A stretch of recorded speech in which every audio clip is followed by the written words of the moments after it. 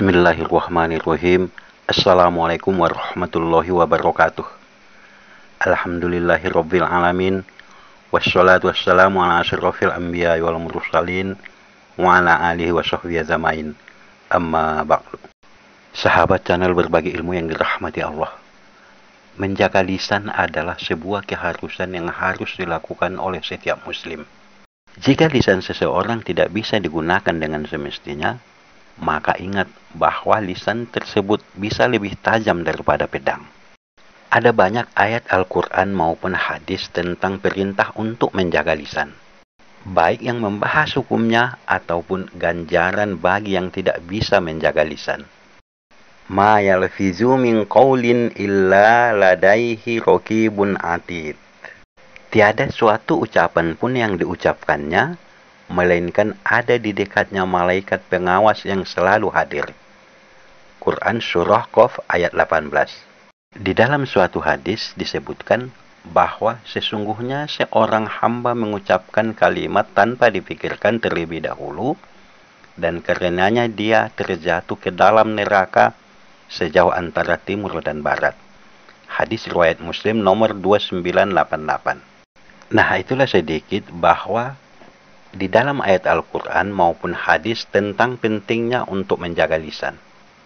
Dan itu pula lah alasan kenapa manusia diperintahkan untuk berhati-hati dalam bertindak untuk selalu menjaga lisannya.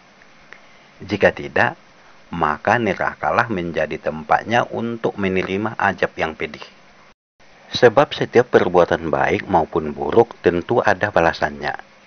Dalam Islam, balasan itu jika berbuat baik tentu balasannya adalah surga. Dan jika berperilaku buruk, maka dikenal dengan istilah azab yang bisa dialami manusia, baik saat masih di dunia maupun di akhirat kelak. Nah, jika larut dalam perbuatan buruk ataupun kemaksiatan, maka azab pasti datang. Ternyata datangnya azab itu tidak harus menunggu manusia itu meninggal ataupun hari kiamat tiba.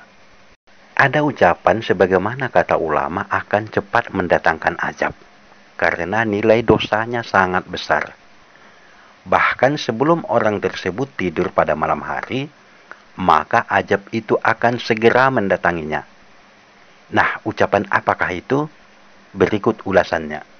Ucapan yang mengundang azab tersebut dengan cepat adalah bersumpah palsu atas nama Allah Subhanahu wa Ta'ala. Dalam kehidupan sehari-hari, tidak sedikit kita mendengar seseorang mengatakan kalimat demi Allah. Biasanya ini diikuti dengan kata sumpah demi Allah. Memang tidak semua orang berbohong ketika membawa-bawa nama Allah. Namun tidak sedikit juga yang ternyata berbohong ketika mengucapkannya. Keberanian seseorang itu mengucapkan kalimat sumpah demi Allah biasanya untuk menutupi kesalahan yang ia lakukan, ataupun menyangkal tuduhan yang lain, ataupun hal lain untuk melindungi dirinya saat didesak atas sesuatu. Nah, biasanya juga orang akan berhenti memperpanjang suatu perkara jika orang yang diperkarakan membawa nama Allah dalam penjelasannya. Contoh kecil dalam kehidupan sehari-hari, misalnya saat seseorang meminjam sesuatu namun tidak dikembalikan. Di mana suatu hari pemilik menanyakan kepada peminjam terkait barang tersebut.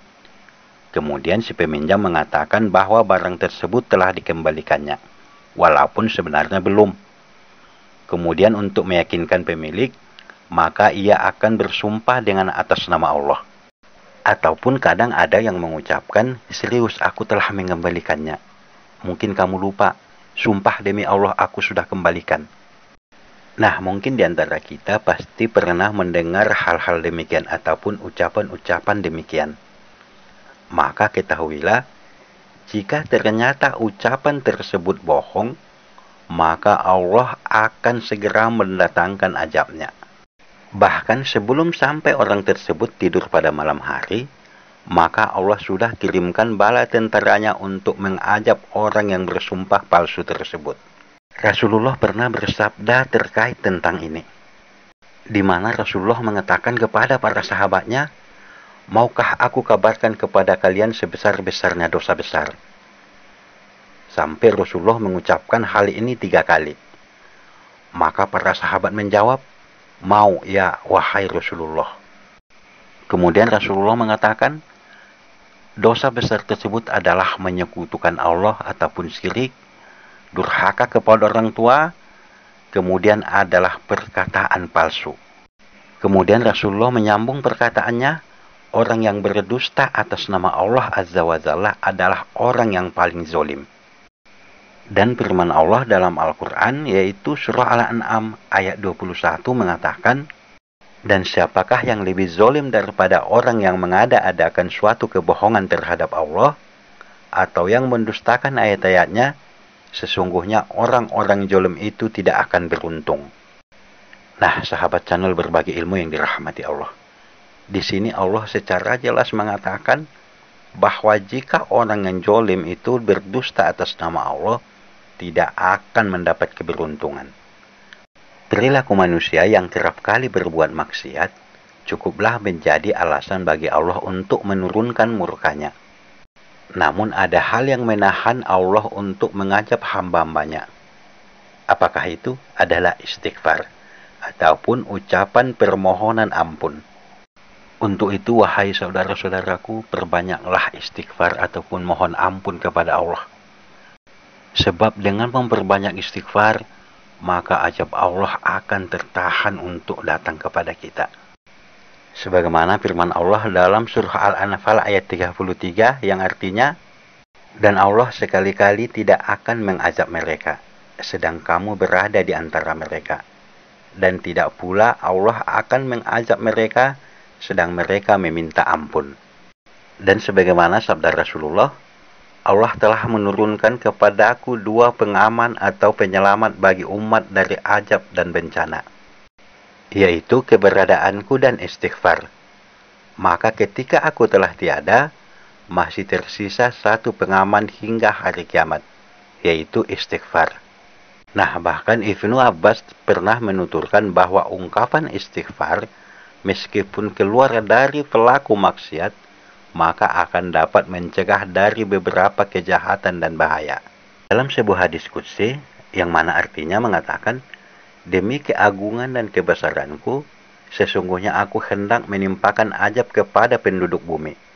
Tetapi apabila aku memandang kepada orang-orang yang memakmurkan rumah-rumahku, dan memandang kepada orang-orang yang saling menyukai karena aku, dan memandang kepada orang-orang yang memohon ampun di waktu sahur, maka aku palingkan azab itu dari mereka. Nah, sahabat channel berbagi ilmu yang dirahmati Allah, itulah uraian tentang ucapan yang mengundang datangnya azab Allah. Maka untuk itu hindarilah ucapan ataupun sumpah palsu yang mengatasnamakan Allah. Dan juga saudaraku, perbanyaklah untuk membaca istighfar, sebab istighfar itu bisa menahan datangnya azab daripada Allah. Semoga bermanfaat. Wallahu a'lam bishawab. Wabillahi taufiq wal hidayah. Wassalamualaikum warahmatullahi wabarakatuh.